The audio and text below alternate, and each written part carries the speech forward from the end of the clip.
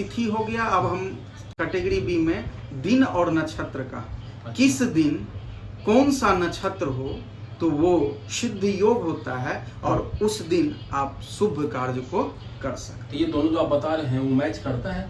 एकदम मैच करता है। शुक्रवार जो आपने बताया कि सिद्ध योग रहा है। हाँ, जैसे शुक्रवार है तो कभी न कभी शुक्रवार को प्रतिपदा हो सकता है, षष्ठी तिथि हो सकती है या एकादशी तिथि हो सकती है। तो वो उसमें भी नक्षत्र वाले में भी मैच कर जाएगा? हाँ, क्यों नहीं मैच तो करेगा? मतलब डबल पद्धति है सिद्ध योग को निकालने का। हाँ, वही ना है? हाँ। चलिए, उसके बाद लास्ट में अपवाद हर एक चीज में होते हैं तो अपवाद भी कर देंगे आपको। बस थोड़ा सा ध्यान दीजिएगा, इस वीडियो के माध्यम से आप बहुत चीजों में लाभ प्राप्त कर सकते हैं। चलिए आगे बढ़ते हैं। अब हम बात करते हैं यहाँ पे, पहले बता दें उसके बाद नोट पे हम आएंगे। रविवार से शुरुआत करते हैं। अगर दिन रविवार हो और नक्षत्र में अश्विनी नक्षत्र, देखिए ठाकुर प्रसाद या रुपेश कैलेंडर में नक्षत्र की भी चर्चा रहती है, तिथि की भी चर्चा रहती है, तो उसमें आप आसानी से ढूंढ सकते हैं। रविवार के दिन नक्षत्र में अश्विनी नक्षत्र हो, तीनों उत्तरा यानी उत्तराषाढ़ा, उत्तरा भाद्रपद और उत्तरा फागुनी, हस्त नक्षत्र, पुष्य और मूल, तो 3, 1, 4, 1, 5, 6, 7 ये 7 नक्षत्र रविवार के दिन पड़े। फिर से दोहरा दें, अश्विनी, तीनों उत्तरा, हस्त, पुष्य और मूल, ये नक्षत्र अगर रविवार के दिन पड़े तो उस दिन सिद्ध योग होता है। तीनों उत्तरा से क्या तात्पर्य? उत्तरा फागुनी, उत्तरा भाद्रपद और उत्तराषाढ़ा। अच्छा। अब हम बात करते हैं सोमवार। सोमवार के दिन अगर मृगशिरा नक्षत्र पड़े अथवा अनुराधा नक्षत्र पड़े अथवा पुष्य, रोहिणी, श्रवण नक्षत्र पड़े तो उस दिन यानी सोमवार के दिन इन नक्षत्रों में सिद्ध योग का निर्माण होता है। मंगल की बात करें तो अश्विनी, कृतिका, उत्तरा भाद्रपद और आश्लेषा नक्षत्र, ये 4 नक्षत्र मंगलवार के दिन पड़े तो सिद्ध योग होता है। बुधवार की बात करते हैं तो बुधवार के लिए 5 नक्षत्र हैं, कृतिका, रोहिणी, मृगशिरा, अनुराधा और हस्त नक्षत्र। गुरुवार की बात करें तो गुरुवार के लिए भी 5 नक्षत्र हैं, अश्विनी, अनुराधा, पुनर्वसु, पुष्य और रेवती, ये 5 नक्षत्र अगर गुरुवार के दिन मिल रहे हैं, पड़े हों तो सिद्ध योग होता है। शुक्रवार की बात करें, शुक्रवार तो अश्विनी, अनुराधा, पुनर्वसु, श्रवण और रेवती। शनिवार की बात करें तो रोहिणी, स्वाति, श्रवण, ये 3 नक्षत्र अगर शनिवार के दिन पड़ रहा है तो उस दिन सिद्ध योग कहलाते हैं। तो ये 2 कैटेगरी के माध्यम से हम जान पाए कि सिद्ध योग में हम किसी भी कार्य को कर सकते हैं। अब हम बात करते हैं अपवाद की। तो इसका कैलकुलेशन कैसे हुआ ये तो बता दिया, अपवाद तो बाद में बताइए, कैलकुलेशन कैसे? इसका कैलकुलेशन जो है, जैसे मुहूर्त, ऋषि महर्षियों ने मुहूर्त की चर्चा की है तो उन्होंने खास तिथि या खास नक्षत्रों को एकत्र किया है और शुभ कौन कौन से कार्य को आप कर सकते हैं किन नक्षत्रों में, उसकी चर्चा पुराणों में है, वेदों से निकल के पुराणों में आए हैं। तो जैसे नारद पुराण हो या अग्नि पुराण हो, इन सबों में इसकी चर्चा है, मुहूर्त की चर्चा है। मुहूर्त चिंतामणि में भी मुहूर्त की चर्चा है। आम आदमी की बात करें, हाँ, एक तो ये आपने बता दिया आसान उपाय, ये जो बताया आपने, बी में थोड़ा सा ये लग रहा है कि वो कैसे। हाँ, जैसे हम आपको कैलेंडर के माध्यम से बता देते हैं, क्योंकि हम ये वीडियो के माध्यम से हम आसान चीज ही आपको कर रहे हैं। जैसे मेरे सामने ठाकुर प्रसाद की कैलेंडर है, मान के चलिए कि आज 15 जून है, तो 15 जून दिन शनिवार है और इसी बॉक्स में दिया है से ज्येष्ठ, यानी ये नक्षत्र का नाम हुआ ज्येष्ठ, और पक्ष भी लिखे रहते हैं, शुक्ल पक्ष या कृष्ण पक्ष। अगर हम यहाँ देखेंगे तो राशि की भी चर्चा रहती है, यानी यहाँ पे देखिए ध्यान से, ये ऊपर पे 2 चीज़ों का वर्णन है, मास का और पक्ष का।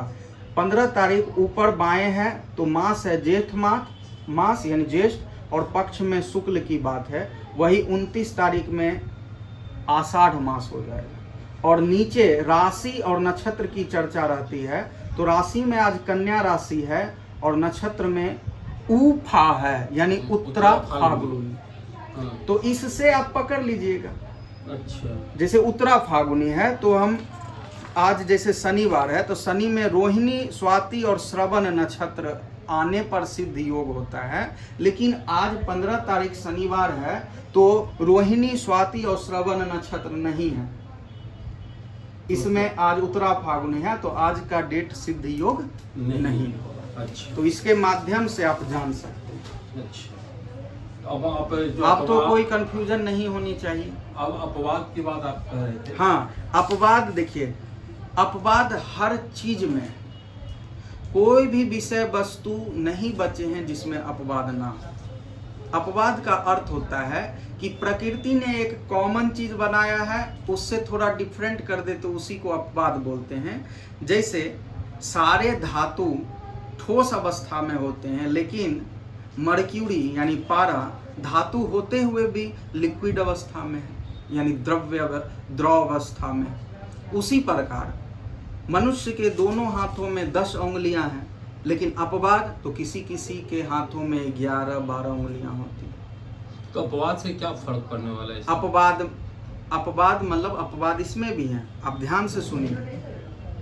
जैसे हमने आपको बताया था नक्षत्र में कि मंगल में अश्विनी नक्षत्र हो तो एकदम सिद्ध योग होता है, ये तो तय।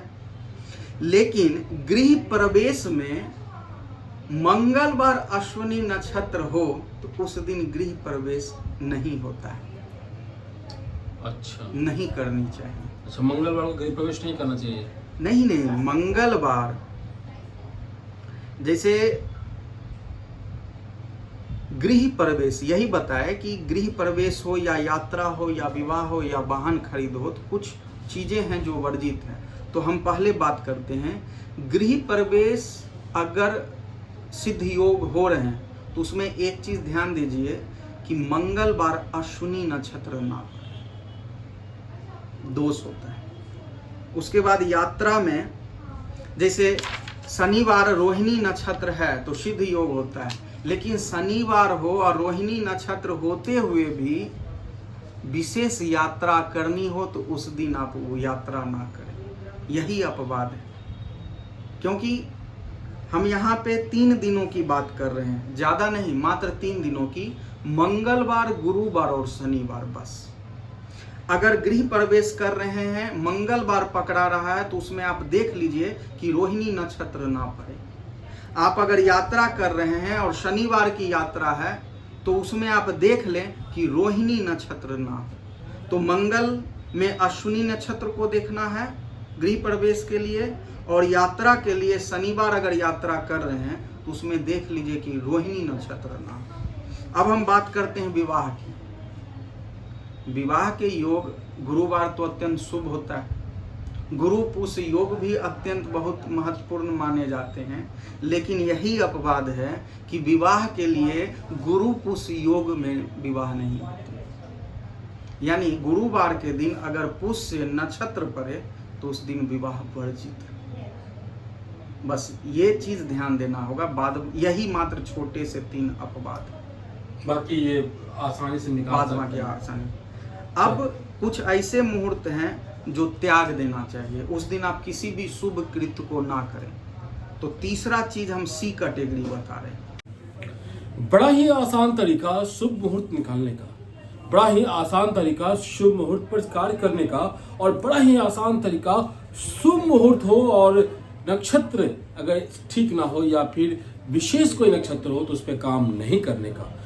किस नक्षत्र में, किस शुभ मुहूर्त में, शुभ मुहूर्त रहते हुए भी किस नक्षत्र में काम करना चाहिए और काम शुभ कार्य नहीं करना चाहिए, उसके बारे में इस वीडियो में बताने की पूरी कोशिश की गई है। अब उम्मीद है आपको ये वीडियो अच्छा लगा होगा, अगर और आप ज़्यादा से ज़्यादा वीडियो को शेयर किया ताकि ज़्यादा लोग जान सके इसे कि कैसे बिना किसी की मदद के मुहूर्त को निकाला जा सकता है। फिर मिलेंगे किसी और नए अपडेट के साथ। नमस्कार, जय भारत, जय बिहार, जय। हाँ, नीचे अगर आप बाबा से मिलना चाहते हैं तो डिस्क्रिप्शन बॉक्स में नीचे लोकेशन दिया हुआ है, नंबर दिया हुआ है, आप व्हाट्सअप कर सकते हैं, या फिर जहां बैठते हैं बाबा वहां आकर के आप मिल सकते हैं।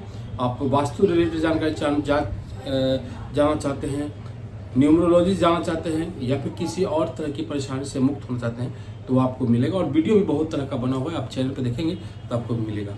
फिर मिलेंगे किसी और अपने के साथ। जय भारत जय बिहार, जय।